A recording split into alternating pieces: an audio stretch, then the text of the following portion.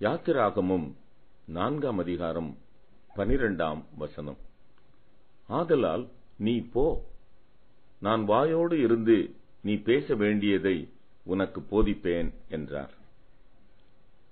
நற்கிரியைகளை செய்கிறதற்கு நாம் கிறிஸ்து இயேசுவுக்குள்ளாய் சிருஷ்டிக்கப்பட்டு தேவனுடைய செய்கையாயிருக்கிறோம். அவைகளில் நாம் நடக்கும்படி, அவைகளை நாம் செய்யும்படிக்கு அவர் முன்னதாகவே அவைகளை ஆயத்தம் பண்ணியிருக்கிறார். மோசேயை முன்குறித்து அவன் செய்ய வேண்டியவைகளை ஆயத்தம் பண்ணினவர், பார்வோனின் திட்டத்திலிருந்து காத்து அவனுக்கு ஆயத்தம் பண்ணின இஸ்ரவேல் ஜனங்களை எகிப்திலிருந்து மீட்டு வருகிற திட்டத்தை அவனிடத்தில் சொல்லி, நீ புறப்பட்டு போ, நான் உன் வாயோடு இருப்பேன் என்று சொல்லுகிறார். அன்பானவர்களே, வாயோடு இருந்து உனக்கு போதிப்பேன் என்கிறவர் உன் கண்களோடு இருந்து தேவ மகிமையை, தேவ சித்தத்தை, தேவனுடைய பிரியத்தை காணும்படி செய்ய முடியும்.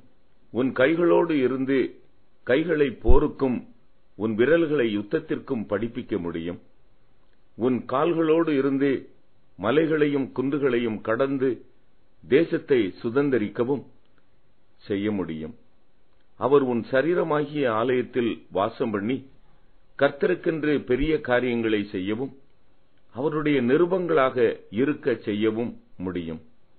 அவருடைய அச்சடையாளங்களை நம் சரீரத்திலே தரித்துக் கொண்டு ஜனங்களை இருளை விட்டு ஒளியினிடத்திற்கும் சாத்தானுடைய அதிகாரத்தை விட்டு தேவனிடத்திற்கும் திரும்பும்படிக்கு அவர்களுடைய கண்களை திறக்கும் பொருட்டு இப்பொழுது புறப்பட்டு போ என்று தமது வல்லமையையும் அதிகாரத்தையும் கொடுத்து அனுப்ப விரும்புகிறார்.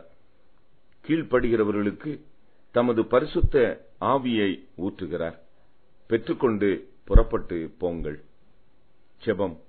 ஆண்டவரே, இதோ அடியேன் இருக்கிறேன், என்னை அனுப்பும். ஆமென்.